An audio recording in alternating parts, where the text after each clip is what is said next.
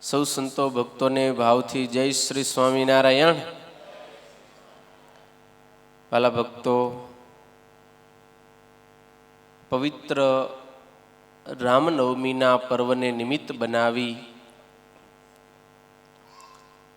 આજે આપણા ભુજ મંદિર સંચાલિત શ્રી સ્વામિનારાયણ સત્સંગ ભવન થાણામાં ત્રિરાત્રિય સત્સંગ સભાનો પ્રારંભ કરીએ છીએ.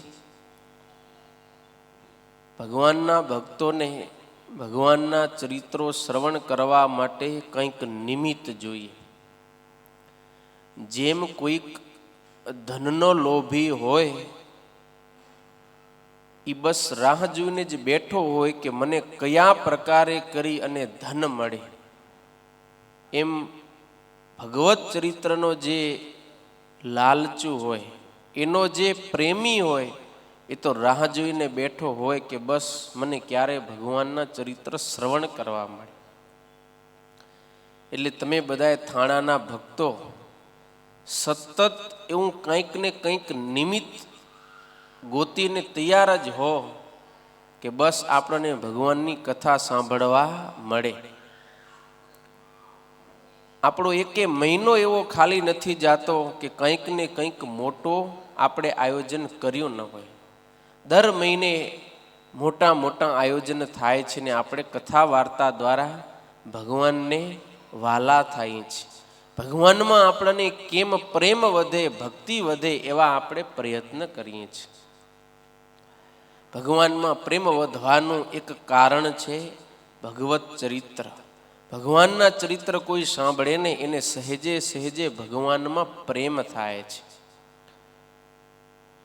આપણા નંદ સંતોએ અનેક એવા ચરિત્રોના ગ્રંથો આલેખ્યા છે કે જેમાં ભગવાન શ્રી હરિના જન્મથી આરંભી અને મૃત્યુ સુધીના, સ્વધામ ગમન સુધીના ચરિત્રો લખ્યા છે. ભગવાન શ્રી હરિ આ ઘોર કળીકાળની અંદર અનેક મુમુક્ષુ જીવાત્માઓના કલ્યાણને અર્થે મનુષ્ય કૃતિ ધારણ કરીને પધાર્યા છે.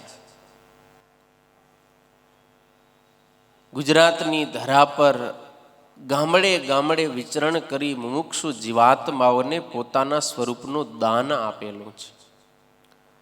ભગવાન શ્રી હરિ ફરતા ફરતા લોયા ગામની અંદર પધાર્યા છે. ત્યાંના સુરા ભક્તને અનેક પ્રકારનું સુખ આપી ભગવાન શ્રી હરિ ત્યાંથી આગળ વધતા ઝિંઝાવદર ગામ પધાર્યા. ઝિંઝાવદરના ભક્તોને ખબર પડી કે મહારાજ અમારા ગામમાં પધારે છે. એટલે ત્યાંના સામત ખાચર અને એમના દીકરાઓ જેઠો, વાઘો અને અલૈયો, આ ત્રણ દીકરાઓ, એમણે ખૂબ જ ભાવથી ભગવાન શ્રી હરિનું સ્વાગત સમયું કરેલું છે. ભગવાન શ્રી હરિ એમની ઘરે પધાર્યા. મહારાજનો પ્રૌઢ પ્રતાપ જાણી અને એ આખો એ પરિવાર સત્સંગી થયેલો. પણ એમાં જે વાઘો હતો ને, વાઘો, એણે ભગવાન સ્વામિનારાયણનું શરણું સ્વીકાર્યું નહોતું. એ કેવો હતો? વ્યસની અને મહાકુસંગી. જેઠો અને અલૈયો આ બંને સત્સંગ કરે, સત્સંગના નિયમ ધર્મ પાળે, પણ વાઘાને સત્સંગ અડ્યો નહીં. એટલે એ જ્યારે મૃત્યુ પામ્યો ત્યારે યમપુરીની અંદર ગયો. એટલે ભગવાન શ્રીહરિ જ્યારે એમની ઘરે પધાર્યા ત્યારે એમના મા, એટલે વાઘાની માનું નામ છે માંગલબાઈ, એ પોક પાડીને રડ્યા કરે. એટલે મહારાજ આવ્યા એટલે વિશેષ રડવા લાગ્યા. એટલે ભગવાન શ્રી હરિએ અલૈયા ખાચરને પૂછ્યું કે અલૈયા, તમારા મા રડે શા માટે છે? ત્યારે અલૈયાએ બધી વાત કરી કે મહારાજ, મારો ભાઈ વાઘો, એને યમના દૂતો લોઢાની સાંકળથી બાંધી અને યમપુરીની અંદર લઈ ગયા છે, નરકના કુંડમાં નાખ્યો છે અને એ રાડું પાડે છે, પુકારે છે કે મને આ નરકના કુંડ થકી કોઈક બચાવો, બચાવો, બચાવો. અને મારા ભાઈનું દુઃખ જોઈ અને મારી માં સતત રાત દિવસ રડ્યા કરે છે. આમ જે વાત કરીને ત્યાં તો અલૈયા ખાચરની માએ ભગવાન શ્રી હરિને કીધું કે હે પ્રભુ, તમે કૃપા કરો અને મારા વાઘાનો તમે ઉદ્ધાર કરો. એ વખતે ભગવાન શ્રી હરિ ઈ માંગલબાઈને કહેવા લાગ્યા, મમ ભક્તનો હું રખવાડ, કુસંગીની ન લઉં સંભાળ, મારો આસરો જે જન ઝાલે, જમદૂતનું જોર ન ચાલે. શું કહે છે મહારાજ? મહારાજ કે મમ ભક્તનો હું રખવાડ. હું કોનો રખવાડ છું? મારા ભક્તનો. ભગવાન કહે છે કે જે મારો શરણો લે, મારો થાય, એનું રક્ષણ હું કરું, પણ કુસંગીની ન લઉં સંભાળ. કુસંગીની હું સંભાળ નથી લેતો. તમે કેનું ભરણ પોષણ કરો? તમે કેને નવા લુગડા લઈ દો મહાદેવભાઈ? કેને? મેહુલને લઈ દો ને, પરેશને લઈ દો, નથી લઈ દેતા ને? હા, મેહુલને લઈ દો, બરોબર. હરેક પોતાનાને લઈ દે, પાડોશીને કોઈ લઈ દેતા નથી. તમે તમારો છોકરો માંદો થાય, તમારી ઘરવાળી માંદી થાય, દીકરી માંદી થાય, દીકરાની વહુ માંદી થાય, તો એને તમે હોસ્પિટલમાં લઈ જાઓ, એના બિલ ચૂકવો, સેવા કરો, એને જોઈતી વસ્તુ પદાર્થ બધુંય આપો, પણ આખા જગતનું તમે કરતા નથી. કરો છો? નથી કરતા. કેટલાય દુઃખી છે, કેટલાય પીડાય છે રહ્યા, પણ એની આપણે ચિંતા નથી. તમારે નથી ચિંતા. તમારા છે એની છે કે નથી? તમારાને કોઈ કંઈ કહી જાય તોય તમે સહન કરી શકતા નથી. કેમ? એ તમારા છે. એમ ભગવાન સ્વામિનારાયણ કે જે મારા થાય એની હું પ્રતિપળ રક્ષા કરું છું, એનો વાળ પણ વાંકો થવા દેતો નથી. પણ જે મારા ન હોય એની હું ઉપાધિ કરતો નથી. અને મારાનું હું રક્ષણ કરું ને મારા ન થાય એનું જો રક્ષણ કરું તો પછી મારા થવાનો ફાયદો શું? સમજ્યા ને?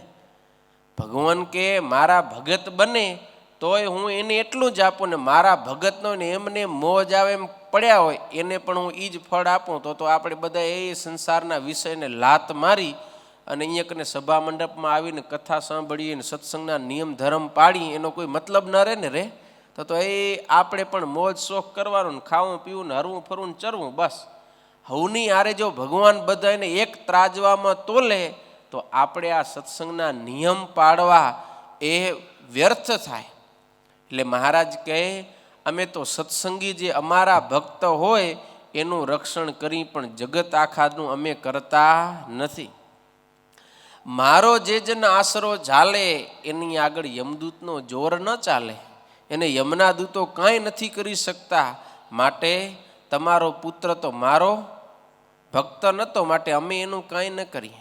પણ તોય માંગલમાં પોકાર કર્યો કે ગમે એમ પ્રભુ તમે અમારી ઘરે પધાર્યા છો તો મારા પુત્રનો તમે ઉદ્ધાર કરો એમ કહીને અપાર જ્યારે રડવા લાગ્યા છે ત્યારે ભગવાન શ્રી હરિએ એ બાઈનો દુઃખ દૂર કરવા માટે ભગવાને નક્કી કર્યું કે હું એનો ઉદ્ધાર કરું. પણ મહારાજે પહેલી એને વાત કરી, પ્રભુ કહે આવો હતો સ્નેહ, કેમ બાળી દીધો તેનો દેહ, માટે જૂઠી જગતની પ્રીત, એવો બોધ આપ્યો બહુ રીત. હવે માંગલમાં તો વાઘા હારુંથી ને રડતા હતા ને, તો શ્રીજી મહારાજ કે જો આવો પ્રેમ હતો છોકરા સાથે તો એનો દેહ બાળી શું કરવા દીધો, હાંચવી રાખવો હતો ને શોકેસમાં, એમ તો વાઘાના દર્શન થાત. પણ જગતની પ્રીત બધી કેવી છે? જૂઠીઓ. સ્વાર્થ હોય ત્યાં સુધી બધાય સ્નેહ રાખે, જેવો સ્વાર્થ મટે પછી કોઈ હાંચવતું નથી. હા, આજે પણ તમે બધા એ રાત દિવસ મહેનત કરીને કમાઈને ઘરે લઈ જાઓ રહ્યા ને એટલે આરતી ઉતરે રહ્યો. હા, પણ જે દી આ આવક બંધ થઈ ગઈ તેથી કાંઈ કામના નથી, ક્યાંય ખાટલો ડેલીથી બારે પડશે નક્કી નહીં એમ. કેમ? કંઈક લાભ છે એટલે બધા સગા સંબંધીઓ હાંચવે છે કે ભાઈ જો આ એક શું એ દૂધણી ગાય દો, ને પછી જ્યારે વહુકી જાય પછી એનો કાંઈ એટલો ભાવ હોય નહીં. કેમ? સ્વાર્થનો સ્નેહ છે. જ્યાં સુધી માણસ જીવતો જાગતો હોય ત્યાં સુધી એ પાટે બેસારે, નવરાવે, ધોરાવે, ખવરાવે, બધું કરે, પણ મર્યા પછી જો એનો આત્મા આવે તો તગડી મૂકે કહી પ્રેત આ દુનિયામાં હેતુ રે વિના ન હોય હેત. આ દુનિયામાં બધા હેત કેવા છે?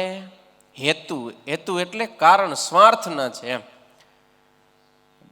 આપણો જ દીકરો કે આપણો જ બાપ રોજ આપણને 2-5 હજાર રૂપિયા કમાઈને આપતો હોય તો કેટલું એનું માન સન્માન હોય. પણ એ જ બાપ જ્યારે મરીને ભૂત થઈને ઘરમાં પાછો આવે તો હું કેમ ભાઈ બાપા આવ્યા હે, બાપા આવ્યા એમ કરે.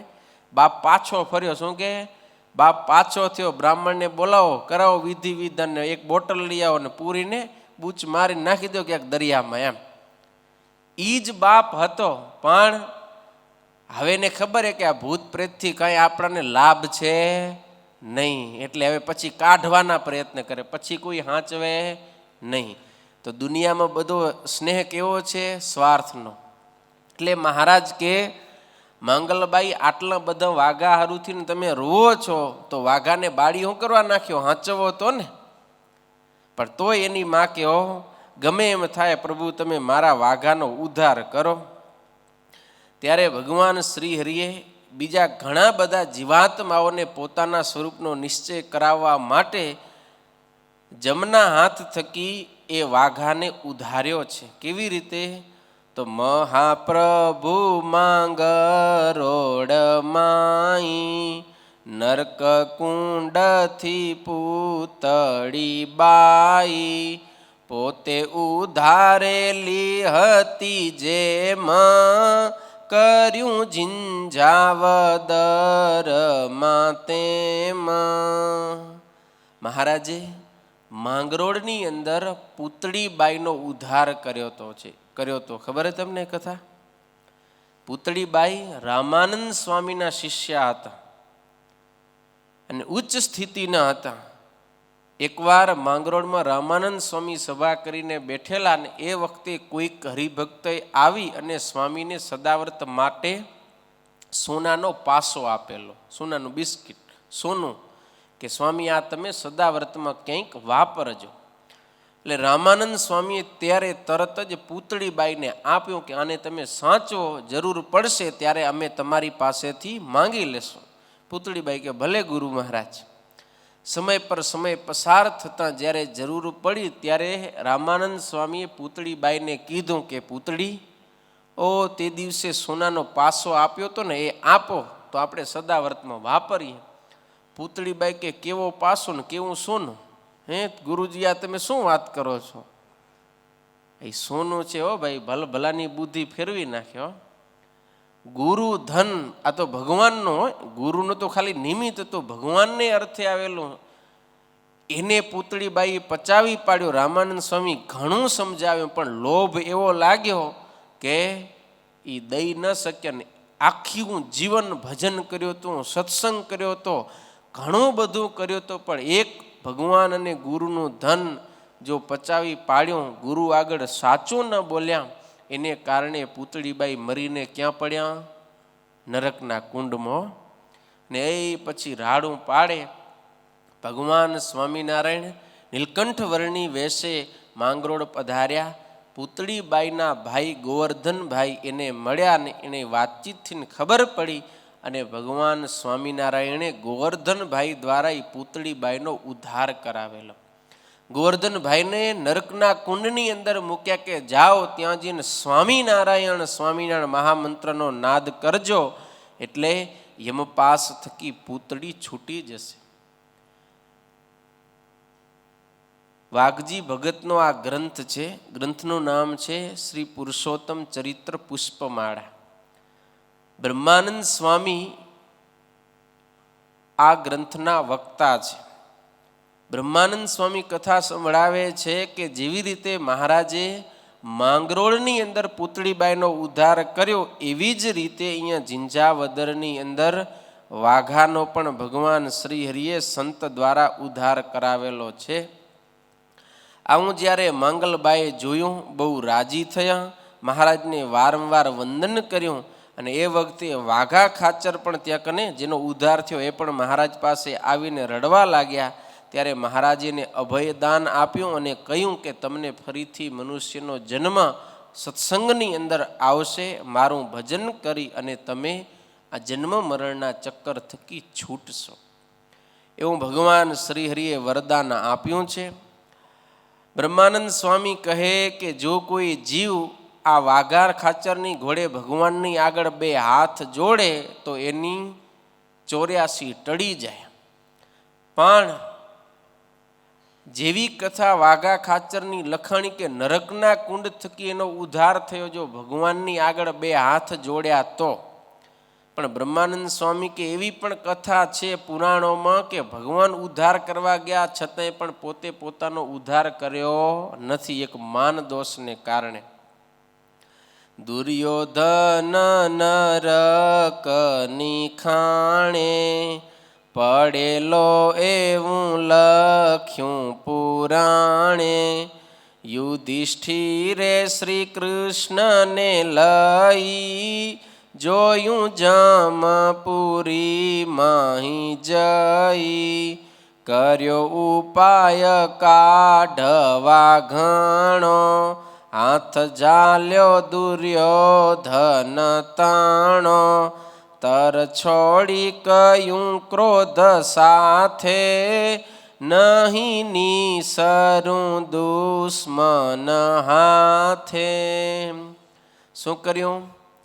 મહાભારતના યુદ્ધના અંતે દુર્યોધન નરકના કુંડમાં પડ્યો. એટલે યુધિષ્ઠિર રાજા ધર્મરાજ હતા, એને ઈચ્છા થઈ કે ગમે એમ તો મારો ભાઈ હાલ એનો હું ઉદ્ધાર કરું. એટલે ભગવાન શ્રી કૃષ્ણને લઈને યમપુરીમાં ગયા અને યુધિષ્ઠિરે હાથ લાંબો કર્યો હોય કે ભાઈ દુર્યોધન હાલ તને હું નરક થકી ઉદ્ધારું. પણ તેમ છતાંય હાથ તરછોડી દીધો. આમ એ કે ગમે એમ તો તું મારો દુશ્મન, તારા હાથે હું બારે આવીશ નહીં, ના પાડી દીધી. શું કે કોટી કલ્પ સુધી ભલે મારે રીબાવું પડે પણ શત્રુના હાથે તો હું બારે આવીશ નહીં, એમ કહીને પોતે જ એ કુંડમાં ઊંડે હાલ્યો ગયો, નરકના કુંડમાં ઊંડે હાલ્યો ગયો.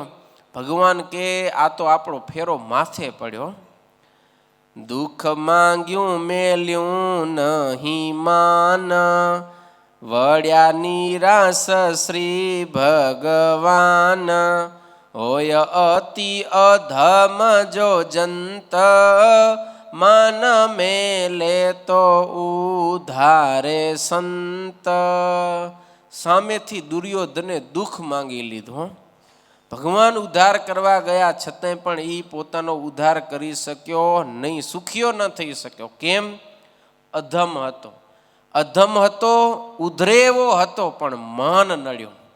નહીતર બ્રહ્માનંદ સ્વામી કે અધમ કોઈક હોય પણ જો ભગવાન કે ભગવાનના સંતની આગળ માન મૂકી અને બે હાથ જો જોડી લે તો ભગવાન અને સંત એવા દયાળુ છે કે એના દોષ સામે જોતા નથી, એનો ઉદ્ધાર કરે છે, એના બધાએ પાપ બાળી નાખે છે. વાઘા ખાચરે વંદન કીધું, વાલે અભયદાન તેથી દીધું. જખ મારી બેઠા જમદૂત, એવું કામ કર્યું અદભૂત. વાઘા ખાચરે મહારાજની આગળ બે હાથ જોડ્યા ને મહારાજે અભયદાન આપી દીધો. બ્રહ્માનંદ સ્વામી કે યમના દૂતો જખ મારતા થઈ ગયા. સમજો જખ મારતા એટલે શું? કાંઈ ન કરી શક્યા. હે જીવ યમપુરીનો અધિકારી, યમરાજાના હાથનો અધિકારી હતો, પણ ભગવાને પોતાના પ્રતાપથી એનો ઉદ્ધાર કર્યો કે યમના દૂતો હાથ ઘસતા રહી ગયા પણ કાંઈ કરી શક્યા નહીં. આવો ભગવાન શ્રી હરિએ એ ઝીંઝાવદર ગામની અંદર પોતાનો અલૌકિક પ્રતાપ બતાવ્યો. ભગવાન શ્રી હરિ ત્યાંથી આગળ ચાલતા કારિયાણી ગામ પધાર્યા છે. ત્યાં કને ભગવાન શ્રી હરિએ વસ્તા ખાચરના દરબારમાં ઉતારો કર્યો. સાંજના સમયે સંગીતકાર સંતો બ્રહ્માનંદ સ્વામી ઇત્યાદિ સૌએ સાથે મળીને સરસ ગાવણું કર્યું છે. પરજ રાગના કીર્તનો ગાયા છે. ભગવાન શ્રી હરિ જ્યારે આ કીર્તનો ગવાતા હતા ત્યારે સૌ કોઈ કીર્તનની અંદર આવતા મૂર્તિનું વર્ણન એની અંદર પોતાના ચિત્તની વૃત્તિને સ્થિર કરતા. અને એ વખતે ભગવાન શ્રી હરિ કહેવા લાગ્યા કે આ કીર્તન ભક્તિની અંદર જેવું મન સ્થિર થાય એવું તો અષ્ટાંગ યોગ સાધવે કરીને પણ થાય નહીં. કેમ તો કે અત્યારે કોઈને સંકલ્પ વિકલ્પ થતા નથી. ચિત્ત નિરોધ થાવા વિવિધ કરે ત્રણે પ્રાણાયામ સિદ્ધ તોય ન બની શકે રીત એવા સ્થિર થયા સહુ ચિત્ત. બધાના ચિત્ત એવા સ્થિર થઈ ગયા કે જેવા તો પ્રાણાયામે કરીને પણ સ્થિર થતા નથી. એમ કરતાં રાત્રિ પડી એટલે સૌ પોતપોતાના સ્થાને શયન કરવા ગયા છે. રાઈબાઈને રાત્રિના સમયની અંદર સમાધિ થઈ. સમાધિની અંદર અક્ષર બ્રહ્મધામમાં જઈને ખૂબ સુખ ભોગવ્યું છે. પડવારમાં તો રાત્રિ પસારથી પ્રભાત થયું. ભગવાન શ્રી હરિએ રજા માંગી છે રાઈબાઈ પાસેથી. મહારાજ ત્યાંથી આગળ ચાલતા અનેક ગામડાઓમાં સભા કરતા કરતા ભગવાન શ્રી હરિ ગોંદરે ગામ પધાર્યા છે. ત્યાં કને ગામથી બારે સભા કરી છે. પૂરનારી જનોને ખબર પડી એટલે સૌ કોઈ સભામાં પધાર્યા છે. એ વખતે ભગવાન શ્રી હરિએ અદ્ભુત વાત કરેલી છે. મહારાજ કહે છે કે આ સંસારની અંદર બે પ્રકારના મનુષ્યો છે. એક ધર્મવાળા અને બીજા અધર્મી પુરુષો. એક ધર્મના માર્ગે ચાલે છે. એ બંનેની મહારાજ કે હું તમારી આગળ વિગત સંભળાવું છું, સાંભળો. ધર્મવાળા જે જીવ હોય એને સાચા સંતોમાં સ્નેહ થાય. એ ક્યારે પાપ માર્ગે ચાલતા નથી. એ ક્યારે કોઈની ચાળી ચુગલી ન કરે, ચોરી ન કરે, વ્યભિચાર ન કરે, કોઈ પણ પ્રકારની હિંસા ન કરે. પાપ માત્રનો ત્યાગ કરી અને સતત ભગવાનને અંતર્યામી જાણી અને એ જીવે છે. ડગલે ને પગલે એ ભગવાનને પોતાની સાથે છે એવો અહેસાસ કરે છે. એટલે એનાથી ક્યારેય પાપ માર્ગે ચલાતું નથી. ધર્મ મર્યાદામાં જ નિત્ય ચાલે છે. સંતોનો સમાગમ કરે. આવા મનુષ્યોનો આ જગતની અંદર સૌ કોઈ વિશ્વાસ કરે છે અને એનું વચન પણ બધાય માને. પણ જે અધર્મી પુરુષો હોય એને તો સાચા સંતો ક્યારેય ગમતા નથી. વળી એવા સાચા સંતોનો કોઈ સમાગમ કરતું હોય તો એનો પણ આવા અધર્મી પુરુષો દ્રોહ કરે છે. વળી મદ્ય માંસનું ભક્ષણ કરે, પરધન કે પરત્રિયાનું અપહરણ કરે, એની સાથે ફેલફતુર કરે, કુકર્મોની અંદર ભરપૂર આવા જનો એનાથી સજ્જન પુરુષો દૂર રહે છે. એનો કોઈ વિશ્વાસ નથી કરતું. અરે દૂરના નહીં પણ એના સગા સંબંધી ઘરના સભ્યો પણ એવા અધર્મી પુરુષનો વિશ્વાસ કરતા નથી. માટે શ્રીજી મહારાજ કહે આવા ધર્મી અને અધર્મી પુરુષોને ઓળખી હંમેશા ધર્મવાન પુરુષોનો સમાગમ કરવો, પણ અધર્મી પુરુષોની સાથે ક્યારેય ફરવું નહીં. જો જીવનું કલ્યાણ ઈચ્છવું હોય તો સજ્જનનો સંગ કરજો, દૈવી જીવોનો આશ્રય કરજો. આવી સભાની અંદર વાત કરીને એટલે ગામના કેટલા બધા મુમુક્ષુ જીવાત્માએ ઊભા થઈ ભગવાન શ્રી હરિનો આશ્રય કર્યો છે. ભગવાન શ્રી હરિના હાથે વર્તમાન ધારણ કરી વ્યસન, ફેલ, ફતુર, દોરી, ચોરી બધુંય કોઈ મૂકી અને ભગવાન શ્રી હરિનું ભજન કરવા લાગ્યા છે. બ્રહ્માનંદ સ્વામી કહે છે કે રાજન સાંભળો, ભગવાન શ્રી હરિ આ રીતે અનેક મુમુક્ષુ જીવાત્માઓને પોતાને શરણે લેતા થકા આગળ ચાલતા સારંગપુર ગામ પધાર્યા છે.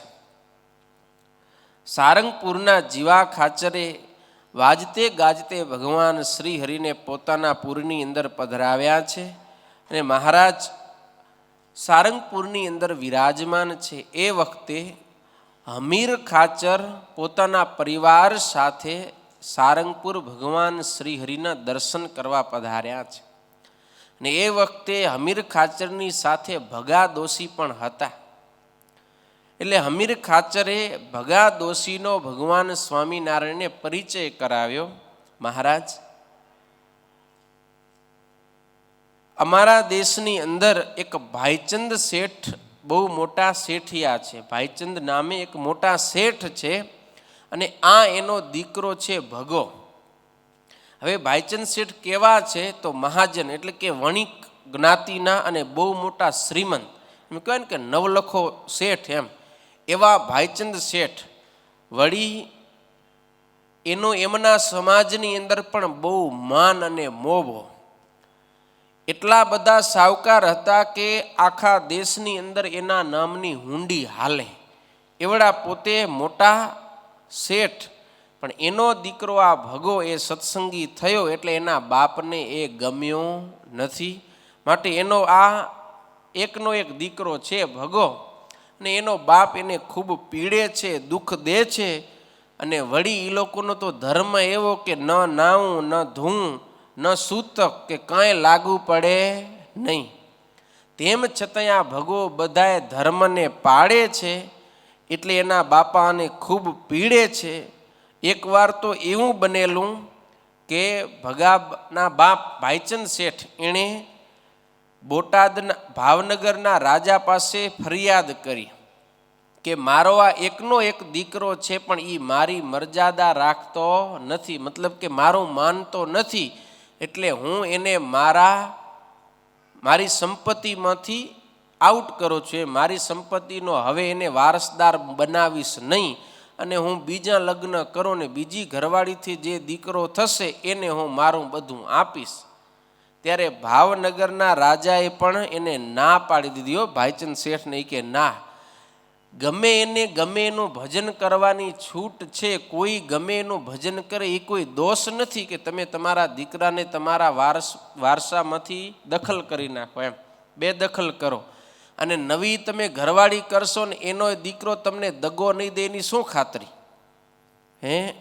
માટે ભાવનગરના રાજાએ પણ ના પાડી દીધી. એટલે વસતા હમીર ખાચર કહે છે કે મહારાજ, આ ભગો દોશી એણે શિર સાટે સત્સંગ રાખ્યો છે. વળી આ પોતે સત્સંગી થયા ને એના યોગે કરીને ઘણાને એણે સત્સંગ કરાવ્યો છે. ભગો ભક્ત શિરોમણી સંત સુધર્યા એના સંગે અનંત. અદો શેઠ કેશવને રામો મૂળ ચંદ હીરા ભાઈ શ્યામો. સોની ધનો લાધો ભાવ સાર દરજીમાં બીજા 10-12. કંઈક કણ બી કાઠી લુહાર સતસંગમાં લાવ્યો આવાર. શું કહે છે હમીર ખાચર? એ કે મહારાજ, આ ભગો તો સત્સંગી થયો, પણ એ સત્સંગી થયો એટલે હવે એક જ થયો એમ નહીં. એ ભગો સત્સંગી થયા પછી એને કેટલાને સત્સંગી કર્યા છે. અદો શેઠ, પછી કેશવ, રામો, મૂળચંદ, હીરાભાઈ, સોની જ્ઞાતિમાં ધનો, લાધો ભાવસાર, દરજીમાં કેટલાને સત્સંગી કર્યા. કંઈકને કણબીમાં, કાઠી, લુહાર, આ બધાને સત્સંગી કર્યા. લ્યો, કેણે કર્યા? કેણે? ભગા દોશી. સાધુ હતો ભગા દોશી? તો ગ્રસ્ત. તમે કોણ હો? તમે કેટલાને સત્સંગ કરાવ્યો હે? આમાં લખ્યું છે સત્સંગમાં લાવ્યો આ વાર. કેટલાયને સત્સંગમાં લઈ આવ્યા? તમે કેટલાને લઈ આવ્યા? આજે કેટલાને સભામાં લઈ આવે, હાથ કરો ઊંચો, એક જણાને પણ આજે લઈ આવ્યા હોય એવા આજે કે ભાઈ હાલો આજે 3 દિવસની રાત્રિ સભાનો પ્રારંભ થાય છે રહ્યો, તો હાલો આજે આપણે એક જણાને લેતા જઈએ. એવા કેટલા નવા હોય અહીંયા આવતા હોય એવા નહીં એમ, એ તો આવે જ, એ તો તમને ખાલી લાગે કે હું મારી બાઇકમાં બેહારીને લઈ આવ્યો એમ નહીં કહે. મંદિરે ના આવતા હોય અને એને તમે લઈ આવ્યા હોય એમ છે કોઈ? હા, કેને લઈ આવ્યા વાઘજી ભગત? ક્યાં મોઢું ચહેરો બતાવો. હે સરસ. તો સત્સંગી હોય એ પણ બીજાને સત્સંગ કરાવી શકે. એવું નથી કે એ હવે સાધુ જ કરાવશે એમ, એ સત્સંગ કરાવે તો સ્વામીને કરાવવાનો એમ, એવું ન હોય. જો સંતોને સત્સંગ કરવાનો હોય અને કરાવવાનો હોય, હરિભક્તોને સત્સંગ કરવાનો હોય અને કરાવવાનો હોય, બરોબર.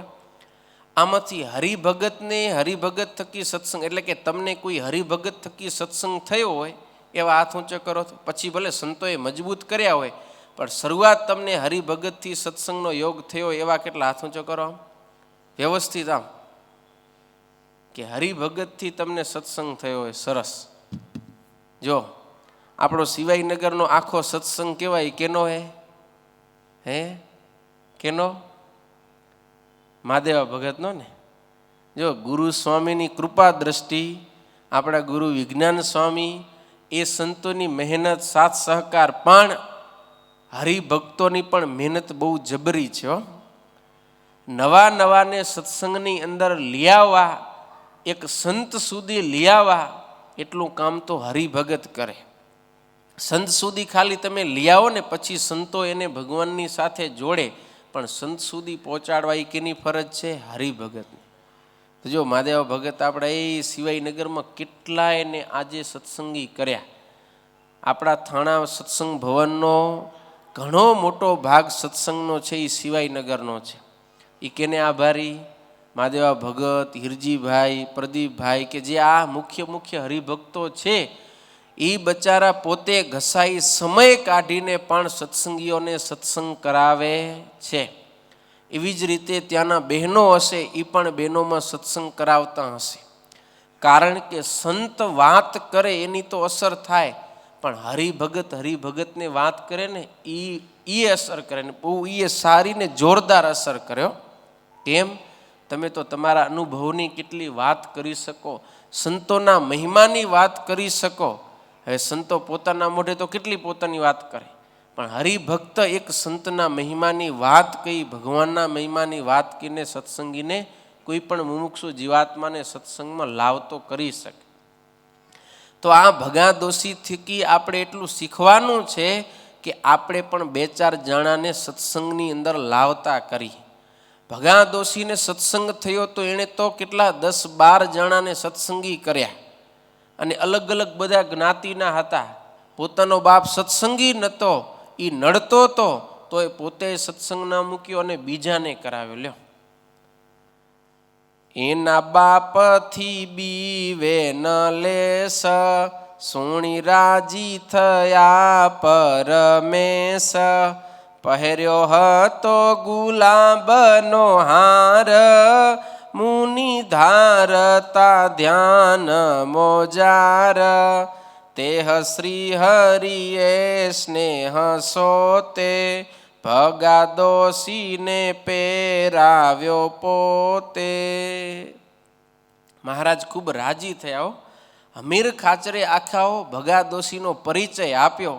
ભગવાન તો અંતર્યામી છે, પણ મનુષ્યાકૃતિમાં છે, એટલે આ બધો લોક વ્યવહાર. હમીર ખાચરે પરિચય આપ્યો એટલે મહારાજ કે ઓહો, બહુ સારા હરિભક્ત છે હો ભગા દોષી. મહારાજ ખૂબ રાજી થયા ને કંઠમાં ગુલાબનો હાર હતો ને ઉતારીને ભગા દોષીને પ્રેમથી પહેરાવ્યો, બાથમાં ઘાલીને મળ્યા. અને આ બધાએ બોટાદથી હરિભક્તો આવેલા, થોડાક દિવસ ત્યાં કને રહ્યા, અને પછી બધાએ ત્યાંથી પાછા ગયા છે.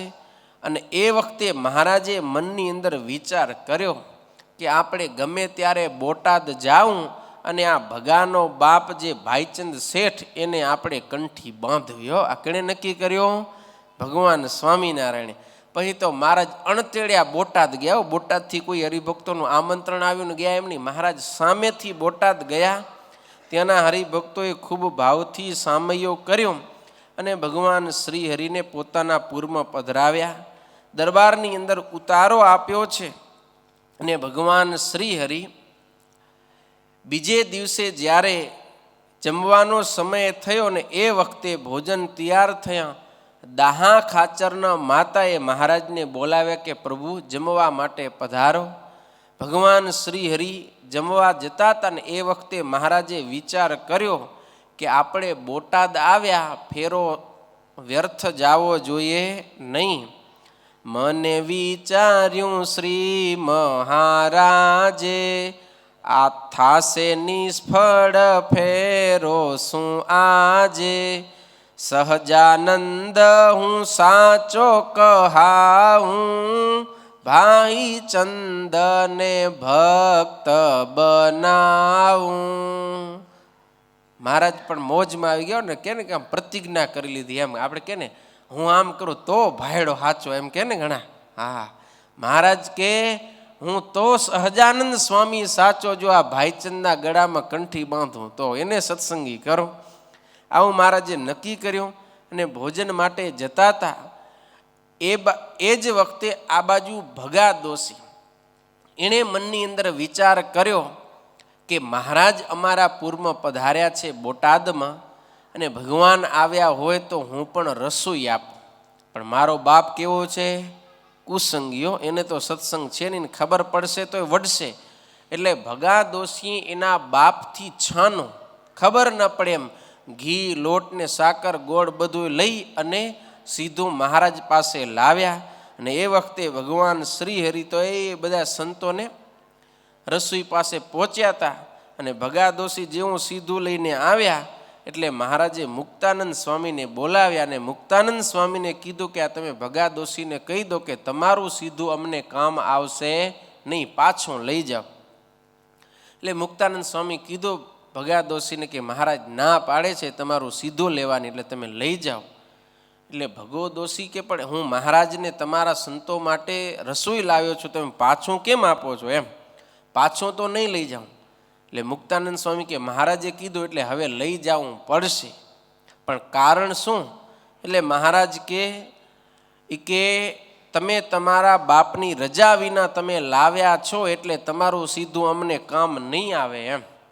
અને એ વખતે ભગા દોશી કે જો મારા બાપની રજા વિના લાવેલું તમને કામ નહીં આવે તો મારો બાપ તો જિંદગીભર કોઈ દી રજા દેવાનો છે નહીં. એ રજા નહીં દે તો હું આખી જિંદગી સેવા નહીં કરી શકું, ને આખી જિંદગી સેવા નહીં કરું તો શું થશે? આખી જિંદગી એળે જવાની, નથી મારાથી સેવા થવાની. પ્રભુ વિમુખ મળ્યો છે બાપ, દયા કરીને સ્વીકારો આપ. કે મહારાજ જો તમે આવી પ્રતિજ્ઞા વચ્ચે કરો ને, આવી શું કે કન્ડિશન મૂકો કે તારા બાપની રજા લઈને આવે તો જ સીધું સ્વીકારી, તો એ આખી જિંદગી મેળ નહીં પડે. આખી જિંદગી મારો બાપ રજા નહીં આપે, મારાથી સેવા નહીં થાય તો મારી જિંદગી આખી એળે જશે. સમજાય વાત તમને? જો આ જિંદગી મળી, મનુષ્ય જન્મ મળ્યો, ભગવાન ને ભગવાનના સંત ભક્તને અર્થે જો કોઈ કામ ન આવ્યું, આપણું ધન પાણી કંઈ પણ, તો સમજી લેવાનું આખી જિંદગી કેમ ગઈ? એળે ગયો, વ્યર્થ, નકામી એમ. અને ગ્રસ્તને માટે તમે બધા એ સવારથી સાંજ સુધી હુરેથી કમાણી કરો છો, શેના માટે કરો? હે વિચાર્યું કોઈ દી? ખૂબ હેરાન થાવ નથી થતા? હોંશે તો નથી જતા, જાવું પડે એટલે જાવ રે ને. તો આટલી બધી તકલીફ છે એ તમે સહન કરો છો, શું તમે વિચાર્યું કે બસ ભાઈ ગાડરીઓ પ્રવાહ આખી દુનિયાને કરવું પડે એટલે કરવું પડે એવું છે કે કાંઈ વિચારીને કરો રે? શેના માટે ધંધો કરો, વ્યવસાય શેના માટે હાલે તમારો? હે બોલો વેલા, શેના માટે? મુંબઈમાં મકાન લેવા માટે, આમ એવો જેની ઈચ્છા હોય હાથ ઊંચો કરો, મુંબઈમાં મકાન લેવા માટે. તે ખોટું નથી, સાચું જ છે હો. ગ્રસ્તને શેના માટે રૂપિયા કમાવાના હોય? ઘર લેવા માટે, ઘર પરિવારના ખર્ચા કાઢવા માટે ન હોય? હા, એ બધી પહેલી જરૂરિયાત છે. છોકરાઓને મોટા કરવા માટે, એને ભણાવવા માટે આ બધું છે. પણ એની સાથે સાથે સત્સંગને અર્થે, સંતો ને બ્રાહ્મણોને ભગવાનને અર્થે, ગાયો ગરીબો માટે, આ બધા માટે પણ અમે થોડો કરી શકીએ. ક્યારેક કંઈક જરૂરિયાત પડે અને અમારી પાસે કોઈ આવે તો અમે એને ના ન કહેવી પડે એટલી અમારી પાસે આમદની હોય તો એના માટે કમાવું પડે ન કમાવું પડે? તો ગ્રસ્તને કમાવું શેના માટે છે? એક તો પોતાની જીવન જરૂરિયાતની વસ્તુઓ લાવવા માટે, પરિવારને પાળવા માટે, અને આ સમાજમાં સત્સંગમાં જ્યાં જરૂરિયાત હોય ત્યાં 2-5 રૂપિયા દેવા માટે. અને ખાલી પેટ અને પરિવારમાં જ કામ આવે, બીજી કોઈ જગ્યાએ જો આપણું કાંઈ કામ ના આવે તો સમજી લેજો કે આપણું બધું વ્યર્થ છે, કોઈ મતલબ નથી એમ. આખી જિંદગી એળે ગઈ એમ સમજી લેજો. એટલે ભગા દોશી કે મહારાજ જો આવી રીતે હશે તો મારી આખી જિંદગી એળે જાશે, માટે કૃપા કરો ને મારું સીધું તમે સ્વીકારો. પણ મહારાજ કે મુક્ત મુનિને તમે એને ના પાડો એ કે એનું સીધું લેવાશે નહીં. એટલે મુક્તાનંદ સ્વામી કે ભગા દોશી તમે માની જાઓ, આ લઈ જાઓ પાછું. મહારાજ નહીં લે. તોય ભગા દોશી કે ના મહારાજ, કે હું લઈ જ નહીં જાઉં પાછું, તમારે લેવું જ પડશે. તો મહારાજ કે તમે બહુ આગ્રહ કરશો તો અમે કોઈ જમશો નહીં, બધા ઉપવાસ ઉપર ઉતરશું, પણ તારું તો નહીં જ લઈએ. શું કીધું મહારાજ? કે અમે બધા ઉપવાસ કરશું પણ તારું સીધું અમે લેશું નહીં. એવા મહારાજ કઠણ બન્યા હો. આમ તો ભગવાન બહુ ભક્તવત્સલ દયાળુ છે, પણ આવા મહારાજ કઠણ બન્યા. એની પાછળ પણ મહારાજનો હેતુ છે એમ, પણ એ ભગા દોશીને ખબર નથી. મહારાજે કઠણ થઈને ના પાડી એટલે હવે તો ભગા દોશીનું કંઈ હાલ્યો નહીં. એટલે રડતા હૃદયે સીધોનો ટોપલો હતો ઉપાડ્યો અને વળ્યા પાછા વળ્યા. તો મહારાજ કે ભગા દોશી સાંભળો, એ કે એમને એમ ઘરે મૂકતાની, જેમ છાનું લઈ આવે એમને એમ છાનું મૂકી ન દેતા. હવે જઈ અને તમારા બાપાની માફી માંગજો, પિતાની માફી માંગજો ને એને કહેજો કે હે પિતા, મારાથી ભૂલ થઈ કે તમારી રજા વિના હું આ સીધું લઈ ગયો. એમ તમારા પિતાશ્રીને તમે માફી માંગજો. ભગા દોશી કે ભલે મહારાજ. અને ભગા દોશી આવ્યા ઘરે, અને ત્યારે તો ભાઈચંદ શેઠ ઓસરીમાં ઓલી ખુરશી આવે ખબર, મોચી નીચી આમ થાય, આમ પગ લોડાવીને નવલખો શેઠિયો ઝૂલતો હતો. અને એ જ વખતે ભાઈચંદ શેઠે આવીને પગમાં ટોપલો ઉતાર્યો અને પગ પકડીને મંડ્યા રોવા. એટલે એના પિતા કે એલા ભગા, થયું શું? તું કેમ રોવે છે? દિલ ખોલીને વાત બતાવ, તને દુઃખનો આપનારો છે કોણ? કે મને નામ દે, હમણાં બોટાદની હદથી બારો કરી નાખો. તમે જો આ સગા સંબંધીનો હેત કેવું છે. જો ઓમ એનો છોરો સત્સંગ કરે તો ગમે નહીં, પણ જો એને રોરાવ્યો કોઈ કે તો પછી એનો બાપ એને મૂકે નહીં. સમજ્યા? એ કે શું કીધું? દિલ ખોલી બતાવી દે તેને, હદ પાર કરાવું તેને. એમ કહીને લુયા છે આંસુ, ત્યારે ભગાએ સાચું પ્રકાશ્યું. એ કે તું નામ દે બસ, એ કે હમણાં વારો પાડી નાખો એનો. અને ભાઈચંદ શેઠના દીકરાના આંસુ લૂસ્યા. અને એ વખતે આ ભગા દોશી વાત કરી કે પિતાશ્રી, અમારા ગુરુ ભગવાન સ્વામિનારાયણ આપણા ગામમાં પધાર્યા છે. મને ઈચ્છા થઈ કે એની હું રસોઈ આપું ને તમારી રજા લીધા વિના હું ઘી સાકર લોટને બધું લઈ ગયો, પણ તમારી રજા વિના લઈ ગયો એટલે અમારા ગુરુએ સ્વીકાર્યો નહીં. અને એમણે કીધું કે તું તારા પિતાની રજા વિના લાવ્યો એટલે અમને કામ નહીં આવે. અને વળી મને કહ્યું છે અમારા ગુરુએ કે જઈ અને પિતાની માફી માંગજે, માટે હું તમારી માફી માંગુ છું કે હે પિતાજી, તમે મને માફ કરો. આટલી વાત કરીને ભાઈચંદ શેઠને આશ્ચર્ય થઈ ગયું. એ કે બેટા તું શું વાત કરે છે? તો કે હા, આવો જ પ્રસંગ બન્યો. ત્યારે ભાઈચંદ શેઠ કે અત્યારે ઘોર કળી કાળની અંદર સૌ કોઈ ધન, સ્ત્રીના ને રસના તો લાલચું છે. કેવા? કોઈ અત્યારે તો એવો જમાનો છે કે હામેથી બીજાનું પડાવી લે, એવામાં જ્યારે હામેથી મળે છે ત્યારે પણ પાછું વાળ્યું એવા વડે હોય ચાલ ચાલ કે આપણે એને રસોઈ આપી આવીએ. કોણ કે? ભાઈચંદ શેઠ. હો, સામેથી પાછું વાળ્યું તો ભાઈચંદ શેઠ એના દીકરાને કે ઉપાડી કે આ ટોપલો આપણે એને સામેથી રસોઈ આપીએ. અને આખો એ સિદ્ધુનો ટોપલો માથે ઉપાડી ભાઈચંદ શેઠ એના પુત્ર ભગા દોશીની સાથે આવે છે દરબારમાં. એ વખતે ભગવાન શ્રી હરિ આમ એ ઘણા બધા સંતો પંગતમાં બેસીને જમે છે, એને પીરસી રહ્યા છે. અને જેવા સંતો જમતા હતા ને ત્યાં કને આવ્યા ને સંતો બધા એક પાત્રમાં જમે. તમે જોયું હોય સોનાનું પાત્ર હોય, શેનું હોય? લાકડાનું. હા, તો લાકડાના પત્તરમાં સંતો બધા જમતા હતા અને એને જોયા ને એટલે તરત જ બોલી ઉઠ્યા હો કે આ તો બધા સાચા કેવડિક છે. શું કીધું? સાચા કેવડિક છે. કેવડિક એટલે સંત, એમ જે જૈન સંપ્રદાયમાં વાણિયામાં સાધુ હોય સંતો, એને શું કહેવાય? કેવડિક. એ કે આ સાચા કેવડિક છે. હવે ભગવાન સ્વામિનારાયણ તો અંતર્યામી હતા, છતાંય પણ આવડા મોટા શેઠ આવ્યા ને એટલે દાહા ખાચરે તરત જ એમનો પરિચય કરાવ્યો મહારાજને કે મહારાજ, આ અમારા શેઠ નગરના બહુ મોટા શેઠ છે. ભગા દોશી એમનું નામ છે, આ ભાઈચંદ શેઠ એમનું નામ છે, ને આપણો જે ભગવો છે એના એ પિતાશ્રી છે. એટલે મહારાજે તરત જ મીઠી વાણીથી એમનો આવકાર કર્યો કે એ શેઠ તમે પધાર્યા, ભલે પધારો, આવો આવો.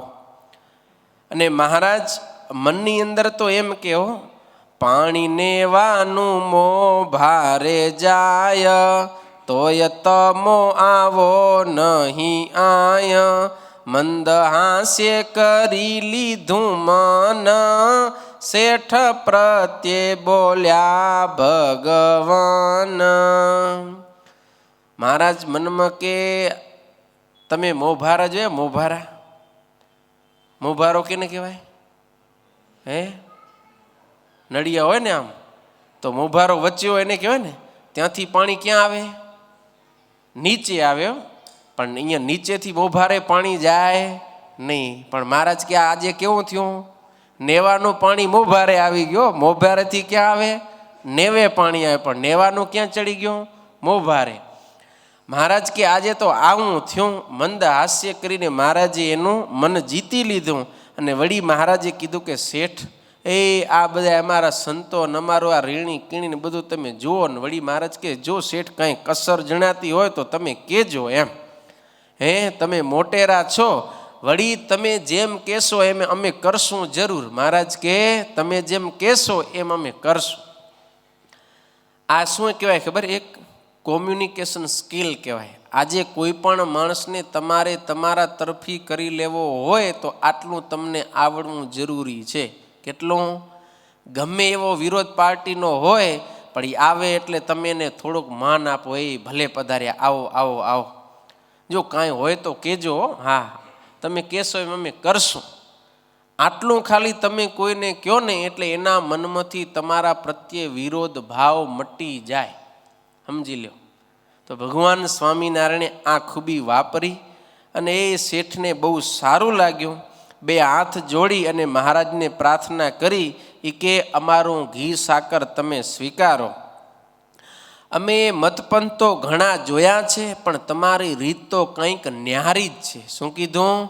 શેઠ કે હું મોટો શેઠ છું, એ નગરે નગરે ફરું, ઘણા બધા મતપંથ સંપ્રદાયો જોયા પણ તમારી રીત છે ને એ તો બધાય કરતાં અલૌકિક છે. આવી રીત અમે ક્યાંય જોઈ નથી. માટે હે મહારાજ, તમે અમારું ઘી સાકર સ્વીકારો.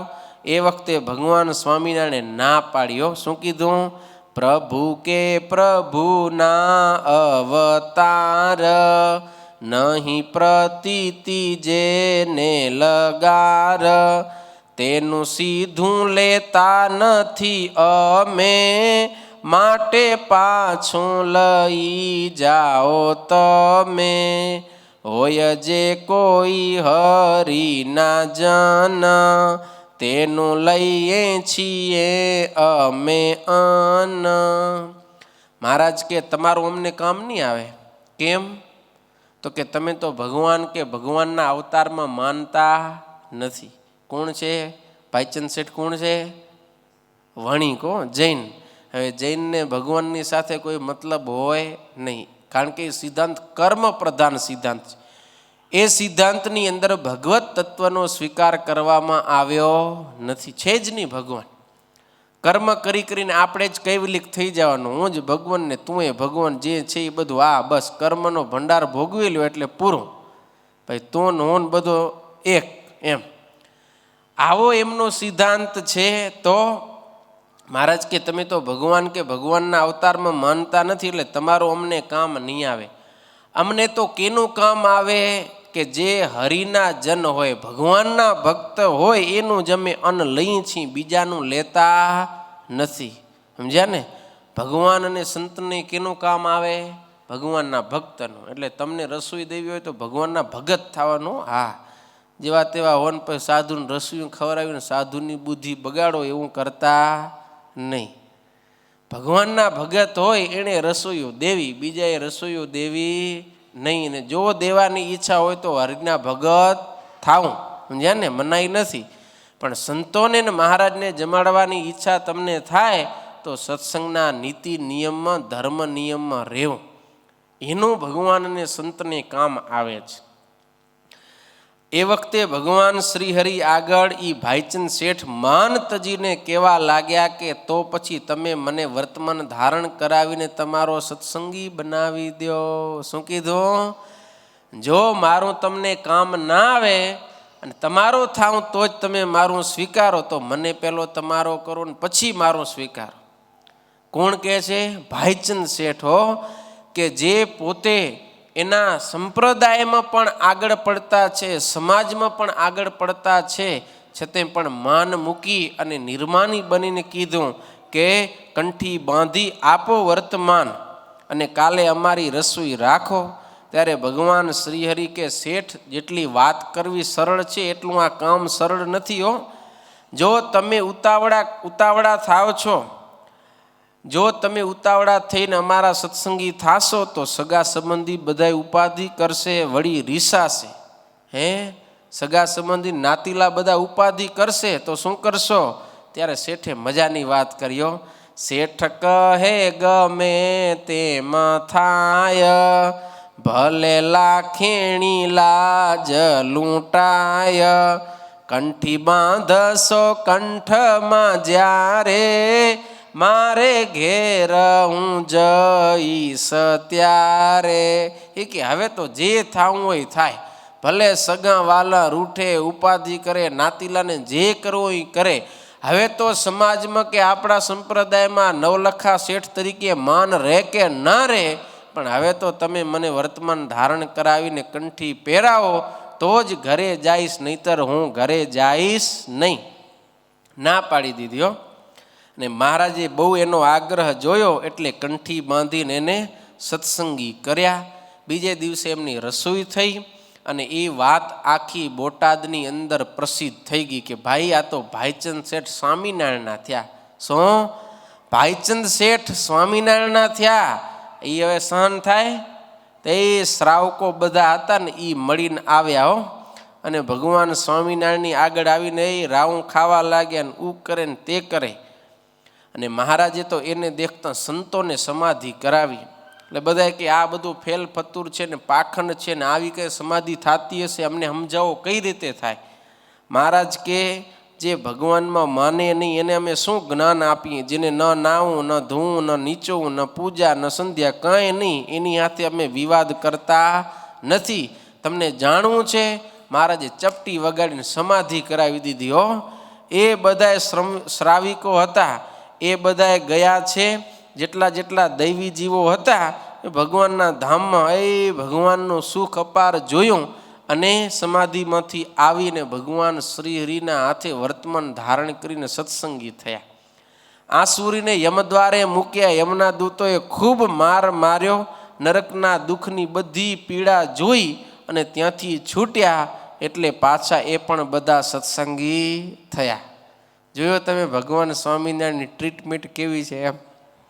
દૈવી હોય તો સુખ બતાવીને સત્સંગી કરવાના, આસુરી હોય તો દુઃખ બતાવીને, પણ બધાને શરણે લે ખરા. આવી રીતે ખૂબ પોતાનો પ્રૌઢ પ્રતાપ જણાવ્યો.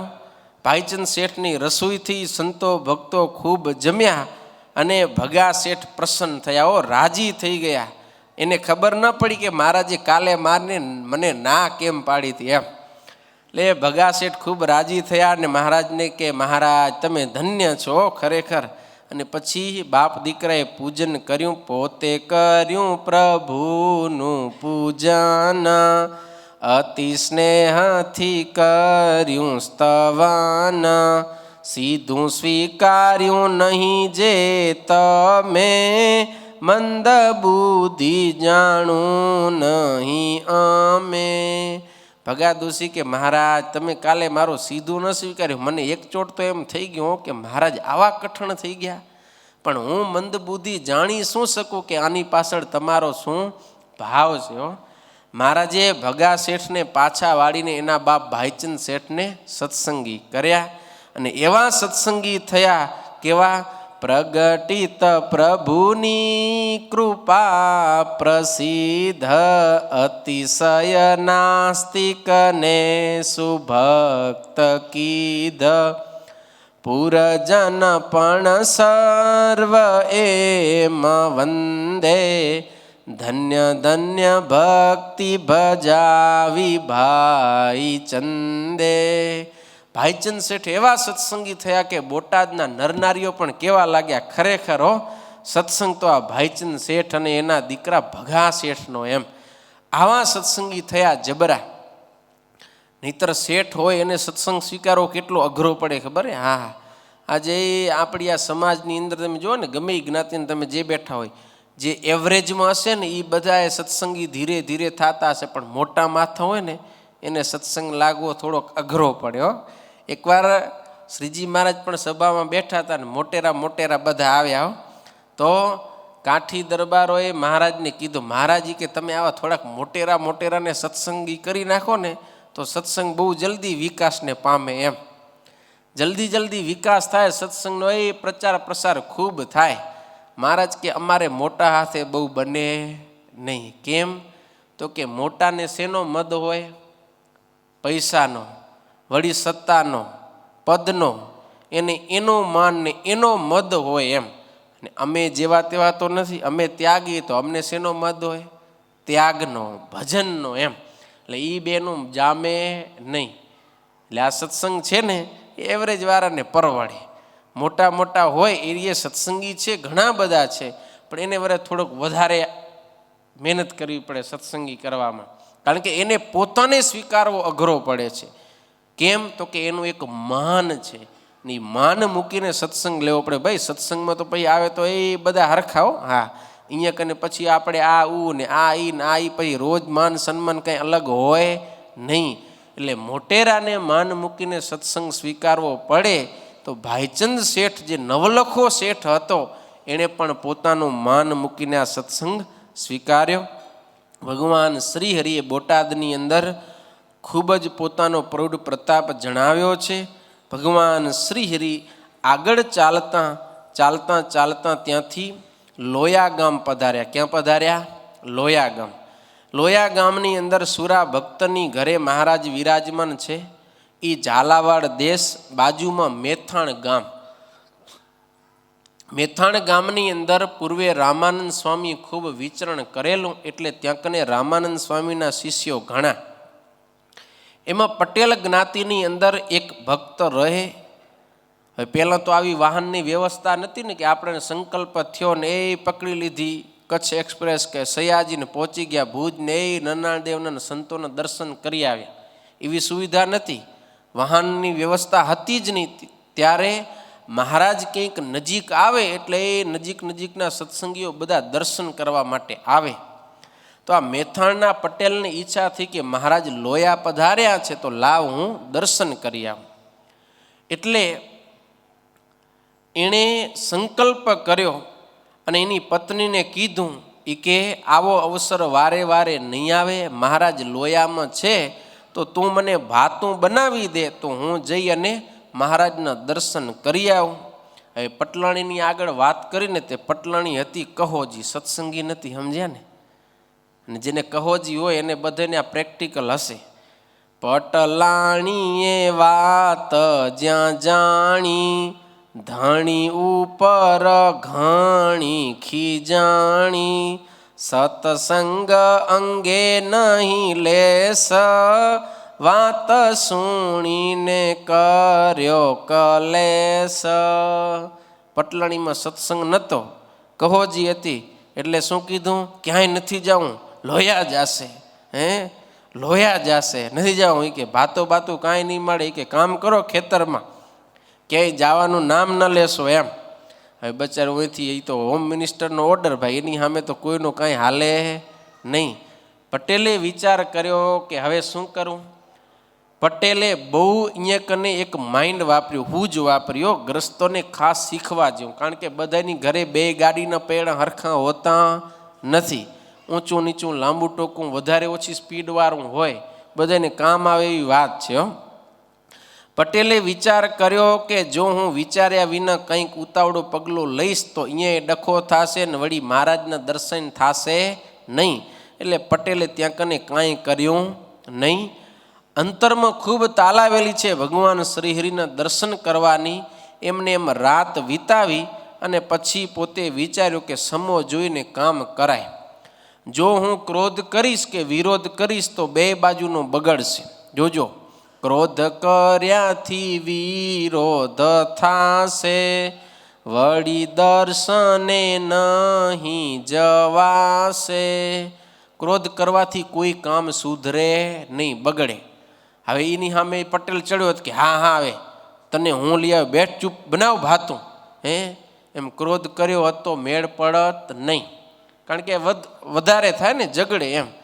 એણે શું વિચાર કર્યો, સંસ્કારે આશા પડી નારી, એનો વાંક શું કાઢું લગારી.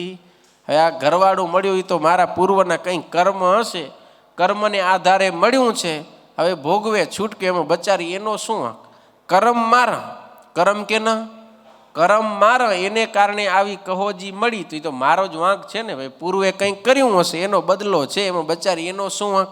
એટલે એનો એ કંઈ વાંક કાઢ્યો નહીં. દુઃખ હસતા મુખથી સેવું, પૂર્વ પ્રારબ્ધ ભોગવી લેવું. કાંઈ દુઃખ આવે ને તો હસતા મોઢે ભોગવી લેવાનું. કેમ, આપણે પૂર્વે જે કરેલું છે ને એ બધું ખલાસ થાય રહ્યું એમ. જો જીવનમાં દુઃખ આવે ને તો રાજી થવાનું. જીવનમાં દુઃખ આવે તો રાજી થવાનું. કેમ, તો કે આપણે જે પૂર્વે કંઈક નબળા કર્મ કરેલા છે એ અત્યારે ધોવાય છે રે, ખલાસ થાય છે રે એમ. અને જો સુખ આવે તો છકી ન જાઉં, ત્યારે એવો વિચાર કરો કે મારા જે શુભ કર્મ છે ને એ ખલાસ થાય રહ્યા. જ્યારે આ શુભ કર્મ ખલાસ થઈ જશે ત્યારે સુખ મટી જશે. એટલે આપણે એની અંદર નિયમમાં રહેવું, લિમિટમાં રહેવું, છકી ન જાઉં. અને દુઃખ પડે ત્યારે વિચાર કરું કે અત્યારે બધા પાપ કર્મ ધોવાય છે રહ્યા, એ તો હારું કે જેદી આ પાપ કર્મ ધોવાઈ જશે એટલે પછી સુખ, સુખ ને સુખ. એટલે દુઃખ આવે તોય એ વિચારથી આપણે સુખી રહી શકીએ, અને સુખ આવે તો એ વિચારથી આપણે લિમિટમાં રહી શકીએ. તો દુઃખ કંઈ આવે તો એને પૂર્વ કર્મ જાણીને ભોગવી લેવું. એવું જાણીને રાખી નિરાંત, કરી બીજે દી બાઈને વાત. શું કર્યું, નિરાંત રાખ્યો. આ જો ગ્રસ્તોને શીખવા જેવું. એક તો ક્રોધ ન કરો, ઉતાવળા ન થઈ જાવ. બહુ કાંઈ બી થાય ને ઘરમાં એકબીજાને બોલા ચાલી, ઉતાવળા થઈને ક્રોધ કરવો નહીં, નિરાંત રાખવી. દુનિયામાં સૌથી મોટી કોઈ દવા હોય તો શું છે, સમય. Time is A best medicine. Time is A best medicine. સમય બધાને બરાબર કરી નાખે. સમય બધાને બરાબર કરી નાખે. ગમે એવું હોય ને, ગમે એવું. સૌથી મોટી દવા છે સમય. સમય જતાં બધું બરોબર થઈ જ જાય. એટલે નિરાંત રાખવી, ઉતાવળા થવું નહીં. રાત્રે નિરાંતે સૂઈ ગયા. બીજો દિવસ થયો એટલે એની ઘરવાળીને કીધું. શું કીધું, એ કે થોડાક તલ લાવ, એ કે ઘાંચી પાસે જઈ અને ઘાણીમાં પીલાઈ આવું. એટલે ભામીની મનની ભોળી, તેથી તલ આપ્યા એણે તોલી. ભામીની એટલે સ્ત્રી કેવી હોય, મનની ભોળી હોય. કેવી હોય? જો શાસ્ત્રમાં ગમે ત્યાં એમ જ કે સ્ત્રી બચારી ભોળી, અને પુરુષો બધા એમ કે બાઈઓની બુદ્ધિ તો ક્યાં હોય? ક્યાં હોય? પગની પાનીમાં. એવું હોય એમ. બુદ્ધિ ક્યાં હોય? બુદ્ધિ તો બુદ્ધિના ઠેકાણે જ હોય, પણ તોય એમ કે બાઈઓને બુદ્ધિ હોય નહીં, ઓછી હોય એમ. પણ તમે શું માનો બાઈઓને બુદ્ધિ ઓછી હોય એમ? બાઈઓ જેવા બુદ્ધિશાળી એવા તમે કોઈ ન હોય. તમે તો કેટલી મહેનત કરો ત્યારે તમે થોડું ઘણું કંઈ કરી શકો, એ તો વગર મહેનતે તમારું બધું પોતાનું કરી શકે. તમે 25 વર્ષ સુધી કમાણા હો અને સરસ મજાનો 5 માળનો બંગલો બનાવ્યો હોય, અને એ બાઈ તમારા ઘરમાં આવે એટલે 5 માળનો બંગલો કેનો? એનો. અને પછી તમે લગ્ન પહેલાં તમને જ્યાં ઈચ્છા થાય તમે તમારું કપડું રાખતા હતા, રૂમાલ રાખતા હતા, બૂટા રાખતા હતા, જ્યાં રાખતા હતા. એ આવે અને એ પછી કે હવે અહીંયા પેન્ટ નહીં રાખવાનું, તો તમે ન રાખી શકો. બૂટ અહીંયા ઉતારવાનો તો તમારે ત્યાં જ ઉતારવાનો, ભાઈ બીજી જગ્યાએ તમે ના ઉતારી શકો. એણે આવીને 5 મિનિટમાં તમારું આખું ઘર પોતાનું કરી લીધું, અને તમે એની ઘરે જઈને કહેજો, ઓ ખૂણાવાળું બાથરૂમ મારું, એમ કહેજો તો એનો બાપ કહેશે એ લુખે હાલતો થા, કહેશે નહીં કે? તો તમે હું સમજો બુદ્ધિ વિના તમારું બધું એનું થઈ જતું હશે એમ. તો બહુ બુદ્ધિશાળી છે બાઈઓ, પણ તોય ભામીની મનની ભોળીઓ ગરીબની ગણતરીમાં આવે. ભલે ને આખા પુરુષને ગમે એમ નચાવે તોય શું કહેવાય? બાઈઓ બહુ ભોળી એમ. તો ભામીની મનની ભોળી, એણે તેથી તલ આપ્યા તોલી, તલ આપ્યા કે જાઓ, એ કે આ તમે પીલાઈ આવો. એટલે આ ભાઈ પટેલ તલ લઈ અને નીકળ્યા. હવે શું હતું? તલ પીલવાનું હતું બાનું, નથી તેલ પાછું લાવવાનું. તલ તેલવાનું તો બાનું હતું, જવાનું ક્યાં છે? લોયા દર્શન કરવા માટે હો. અને ઘરેથી નીકળ્યા ને સીધી લોયાની વાટ લીધી. રસ્તામાં હાલ્યા જાય ને જ્યારે ભૂખ લાગે ત્યારે તલનો બુકડો ભરતા જાય. અને એમને પહોંચ્યા ઠેઠ લોયા પહોંચ્યા. બપોરનો સમય. તો સાંઘા પટેલની ઘરે પહોંચ્યા. પટેલ હતા એટલે પટેલની ઘરે જાય ને. સાંઘા પટેલની ઘરે ગયા. પટેલે ઉતારો આપ્યો. બપોરનો સમય એટલે આગળ થાળી પીરસી કે પટેલ તમે હાલીને આવ્યા તો લ્યો, જમી લ્યો. તો એ કે જ્યાં સુધી મહારાજના દર્શન નહીં થાય ત્યાં સુધી જમાશે નહીં. શું કીધું? મહારાજના દર્શન નહીં થાય ત્યાં સુધી જમાશે નહીં. તો રસ્તામાં તો તેલ બુકાવતા આવતો હતો. રસ્તામાં તલ ખાતો આવ્યો ને હવે આવીને કે નહીં ખવાય, લ્યો. ઈ વરે કેવો નિયમ? આ નિયમ સમજાય તમને? આ નિયમ સાચો હો. જ્યાં કને ભગવાન વિરાજમાન હોય એના એરિયામાં તમે પ્રવેશ કરી જાઓ, પછી એના દર્શન વિના જમાય નહીં. જો આ સંતો જેટલા અહીંયા બેઠા ને, અહીંયાથી સંતો ભુજ જાય તો બહુ છેટેથી આવ્યા હોય. આમાં એવું હોય કે દેશ બદલે તો દેશ સુધીનું લાગે, રાજ્યમાંથી આવે તો રાજ્ય સુધીનું, જિલ્લામાંથી આવે તો જિલ્લા સુધીનું, એમ જેવું ઓલું. ઘણી વખત સંતો એમ કરે કે સુરજબારી પુલ ત્યાંથી કચ્છની હદ શરૂ થઈ જાય તો પછી સંતો જ્યાં સુધી નનાળદેવના દર્શન ન થાય ત્યાં સુધી જમે કરે નહીં. પણ અમદાવાદ પહેલાં તો જમી શકે. ભલે ને મુંબઈથી નીકળ્યા અમદાવાદ સુધી જમે કરે, બધું કરે, પણ કચ્છની હદમાં આવી જાય એટલે હવે કચ્છના રાજા નનાળદેવના દર્શન કર્યા વિના જમે નહીં. પણ હવે રાપરથી નીકળે તો છેક એ માધાપર સુધી પાણી પી શકે, પણ માધાપર પછી પાણી પીએ નહીં. દેવના દર્શન થાય પછી જ પી શકે. માંડવી બાજુથી આવે તો એ બીજાપર સુધી કે પાણી પી શકે, પણ પછી દેવના દર્શન ન થાય ત્યાં સુધી પાણી પીએ નહીં. એ બપોરે ઠાકોરજી પોઢી ગયા ને પછી જો પહોંચી ગયા તો જ્યાં સુધી દર્શન ના થાય ત્યાં સુધી પાણી ના પીએ. સાંજે પોઢ્યા પછી જો ભુજ પહોંચે તો એ પાણી પી શકે નહીં. પણ હવારે દર્શન થઈ ગયા હોય ને પછી ગમે એટલી વાર બહાર જાય ને પાછા આવે તો હવારે દર્શન થઈ ગયા હોય તો હાલે. તો આ એક નિયમ છે, એક ભગવાનને વિશે એક આપણી ભક્તિની ભાવના છે કે દર્શન વિના કાંઈ આપણે જમીએ કરીએ નહીં. તો આ તો રસ્તામાં હતા ત્યાં સુધી છૂટી, પણ લોયાની સીમમાં આવી ગયા પછી મહારાજના દર્શન ન થાય ત્યાં સુધી જમાય નહીં, ના પાડી. સાંગા પટેલની ઘરે નહીં, વાલાભાઈની ઘરે ઉતર્યા હતા. તો વાલાભાઈને વિચાર થયો કે બચારા ભગત હાલીને આવ્યા, એને ખબર નથી કે રસ્તામાં ખાતા આવ્યા હો, એને ખબર નથી એમ.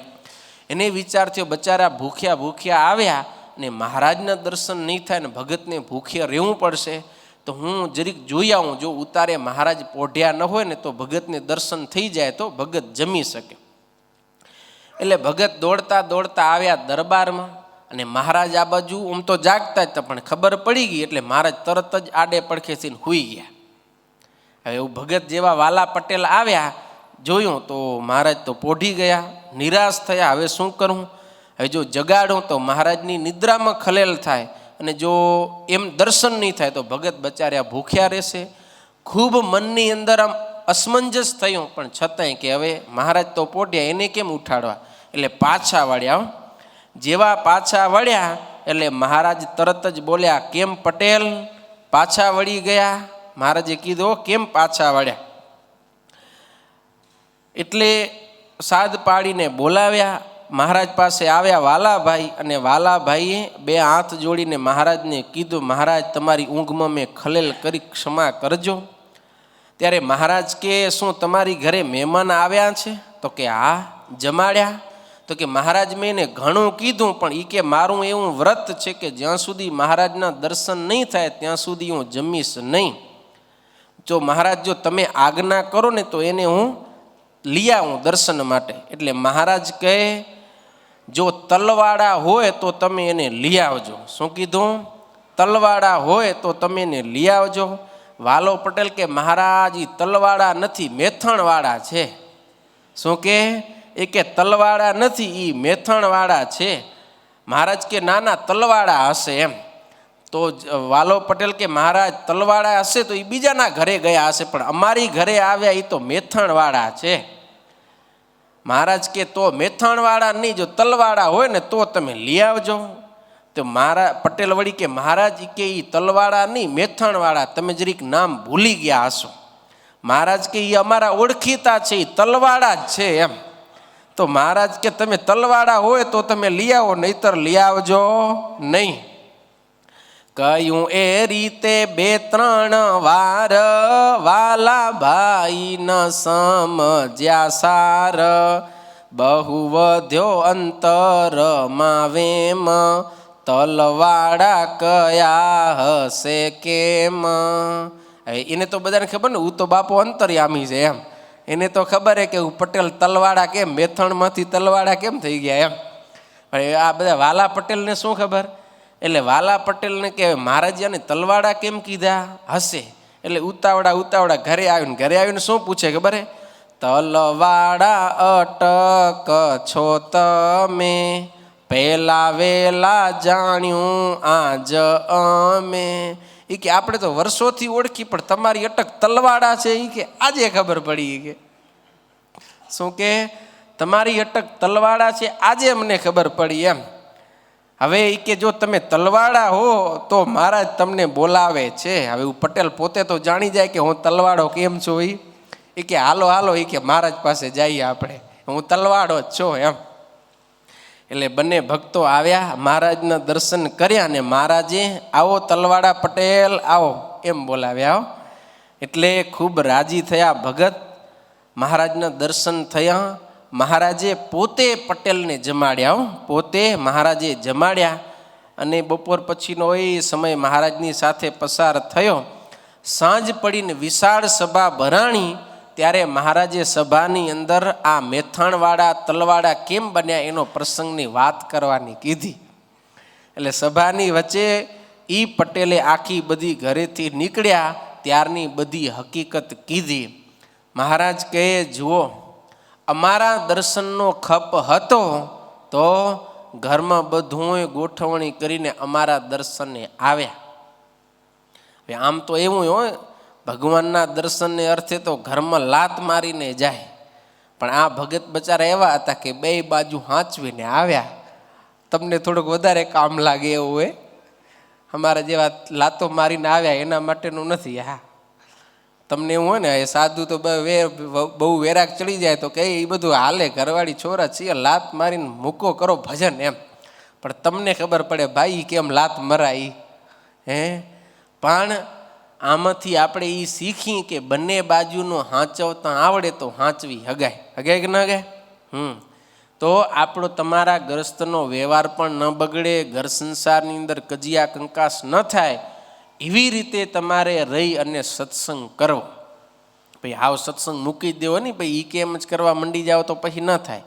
જો ઘરવાળું સત્સંગી હોય તો વાંધો નહીં. હવે આ પટેલ જેવું કહો જ હોય ને એનું પછી કરવા મંડી જાઓ તો સત્સંગ થાય નહીં. તો એને જેમ હૃદય એ કરે, પણ તમને જેમ ફાવે એવી રીતે તમને સત્સંગ કરો.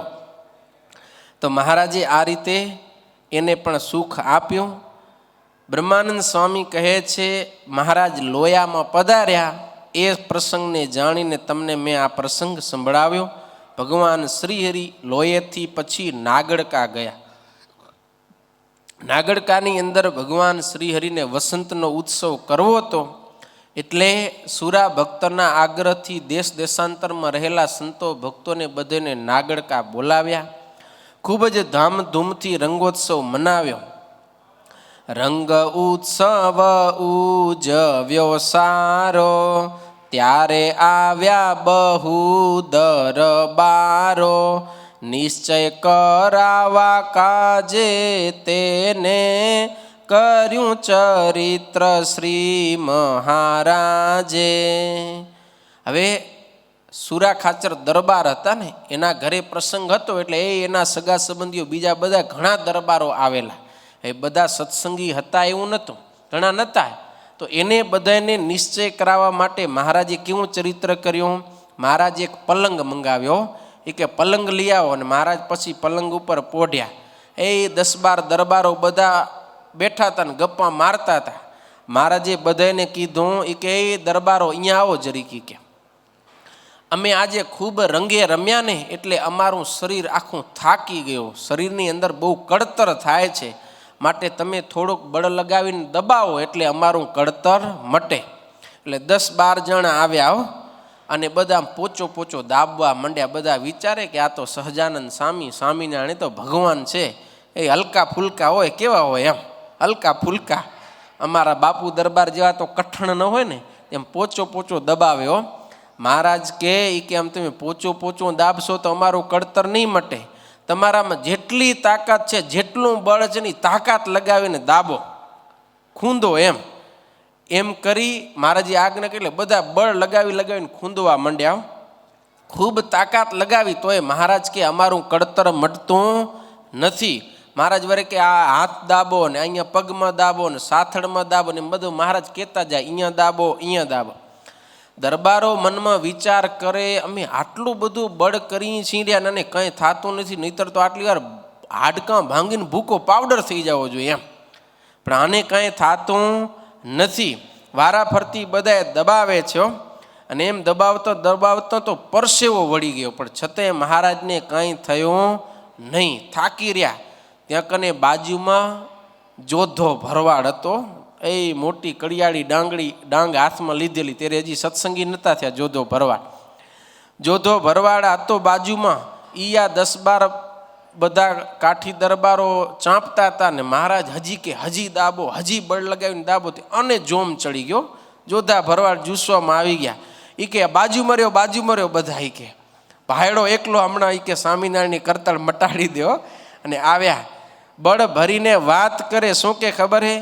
એક મુઠ્ઠીએ શ્રીફળ ભાંગે, કૂવો ઉલંઘું એક ફલાંગે, વાઘ દોટ દીએ મારી ડાંગે, એમાં આ કામ તો તુચ્છ લાગે. એ કે એક મુઠ્ઠી મારો ને તો નાળિયેરને ભાંગી નાખું, ભૂકો કરી નાખું એવો. વળી કૂવો હોય મોટો, પણ એક ફલાંગ લગાવો ને તો કૂવાને ટપી જાઉં. ટપ્યા તમે કોઈથી? ટ્રાય કરજો તો સીધા અંદર. પણ જોધો ભરવાડ કે એક ફલાંગે કૂવો ટપી જાવ ને મારા હાથમાં ડાંગ હોય ને એને ફેરવો ને તો વાઘ ઊભી પૂંછડીએ ભાગે. આવો હું બળવાડો ને એમાં સ્વામિનારાયણના હાડકાં દાબન કે એ કામ તો હાવ આમ તુચ્છ એમ ચપટી વગાડે જેવું કામ છે એમ. મહારાજ કે તું આવી જાઓ. એને બોલાવ્યો અને જોધા ભરવાડ મહારાજના અંગ દાબવા લાગ્યા. જમણો પગ દાબતા હતા. મહારાજ કે આ જરીક ડાબો પગે દાબો અને બળ કરીને દાબો. એ કે આવું પોચો પોચો હાલશે નહીં. ત્યાં તો ખૂંખારો ખાધો અને આમ કે ને ઘણા ખબર વટ પાડવા માટે એમ ખૂંખારો દઈ ખૂંદવા લાગ્યા. ભાર લાગ્યો ને ઢોલિયો ભાંગ્યો. જોધા ભરવાડ ઉપર ચડી. મહારાજ એમ કીધું ઉપર ચડી આવડો. ઉપર ચડીને પગેથી દાબતા હતા ને એવો જોર લગાવ્યો કે ઢોલિયો ભાંગીને ભૂકો થઈ ગયો. બધા જોવા માંડ્યા શું થયો શું થયો શું થયો. સ્વામિનારાયણ ભગવાનનો ઢોલિયો ભાંગી ગયો. મહારાજ કે બીજો લઈ આવો. બીજો ઢોલિયો લઈ આવ્યો ને મહારાજ સૂઈ ગયા કે આવી જાઓ. ત્યારે બધા કાઠી દરબારોના મનમાં થયું કે ભાઈ આ સામાન્ય માણસ નથી. સમજાય ને વાત? સામાન્ય માણસને અમે આટલો દાબી તો જીવતો ન રે. આ 10 જણા અમે કાઠી દરબારને જોધો 11 જણાથી ને મંડ્યા છતાં આને કાંઈ થતું નથી. એટલે આ તો બધાય કહે છે ને સ્વામિનારાયણ ભગવાન છે. તો ખરેખર આ સ્વામિનારાયણ છે એ કોણ છે? ભગવાન છે. એટલે બધાના મનનું અભિમાન ઉતરી ગયું. 2 હાથ જોડીને વિનંતી કર્યો, તમે પ્રત્યક્ષ છો પરમેશ, નોતું આપને કડતર લેશ, અમો મામાનનું કડતર, તે હર્યું તમે હરિવર. એ કે હે ભગવાન તમે તો સાક્ષાત ભગવાન છો. તમારા શરીરમાં કાંઈ કડતર નહોતો પણ અમારા મનમાં માનનું કડતર એટલે કે અભિમાન હતું. અમને એમ હતું કે અમારા જેવા કોઈ બળશાળી નથી. એ જે અભિમાન રૂપી કડતર એનો તમે નાશ કર્યો. તમે તો બધાનો માન હરનારા હરિવર છો. હે પ્રભુ અમને પણ તમારા આશ્રિત કરો. એમ કહી અને ભગવાન શ્રીહરિનું શરણું સ્વીકારી અને બધું એ માન મૂકી અને હરિનું ભજન કરવા લાગ્યા. આવા ભગવાન સ્વામિનારાયણ દયાળુ છે. ગામડે ગામડે વિચરણ કરી અને પોતાના ભક્તજનોને સુખ આપે. અનેક મુમુક્ષુ જીવાત્માઓને સામે જઈ અને પોતાના સ્વરૂપનું દાન આપીને પોતાના શરણે લે છે. અને જે ભગવાન સ્વામિનારાયણનો પ્રતાપ સાંભળે, એનું ઐશ્વર્યનો અનુભવ કરે, જુએ, એ બધાય ભગવાન સ્વામિનારાયણના આશ્રિત બની સ્વામિનારાયણ સ્વામિનારાયણ સ્વામિનારાયણ ભજન કરીને આલોક અને પરલોકમાં સુખિયા થાય.